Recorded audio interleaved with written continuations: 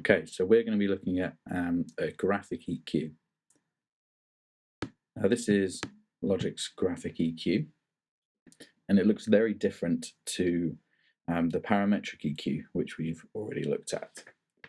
Now we can see that we have plus and a minus, okay, for these dials, and that is plus 12 decibels and minus 12 decibels. So that's turning things up and down. And then attached to each of these sliders is a number.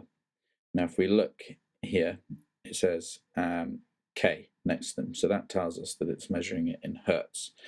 So we have 1 kilohertz here up to 16 kilohertz, and our lowest band is 31 hertz. So again, looking from left to right, we have low, then mid, then high. And what we can do is we can turn up a band or turn down a band. So we have control over multiple different bands. Now the main differences here is we don't know what curve is attached to these sliders. So whereas on the parametric EQ we could see if it was a low shelf or a low cut or a high pass filter or a notch EQ or a high shelf, we can't see that here.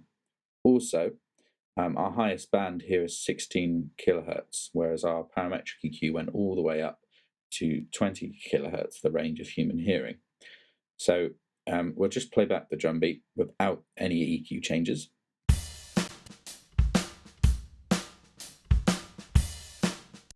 And now what I'll do is I'll turn up 125 hertz because I want to add some more low end and some at 63 hertz as well. And then we'll see the differences there.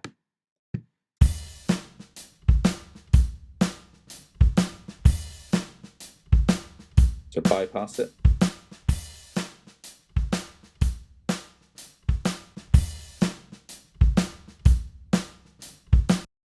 And then again, maybe we want to remove some of the high end, so we could get rid of some, say, 4K.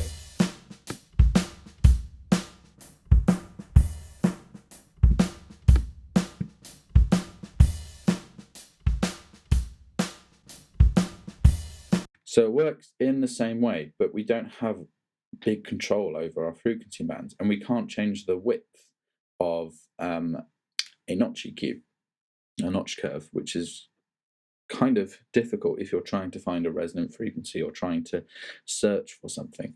Now in this we can actually fine tune where these sit, but on a regular graphic EQ you wouldn't be able to do that, but this has been updated and edited so that you have more control over that.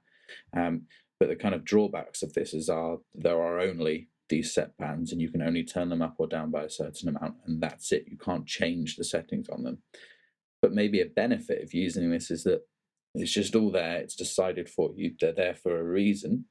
They're tried and tested bands that often need adjusting on different instruments or sound sources, so it might be quicker to use one of these rather than a parametric EQ.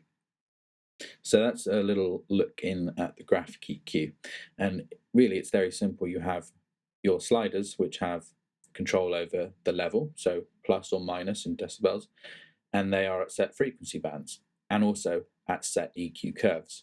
So it's likely that this first band here is a high pass filter, and this band here is a low pass filter, and then the next one in is a high shelf, a low shelf, etc. But we don't know that, and we can only assume that these ones in the middle are notches, but we don't know how wide or narrow they are. It's likely that they're wider so that they're more musical.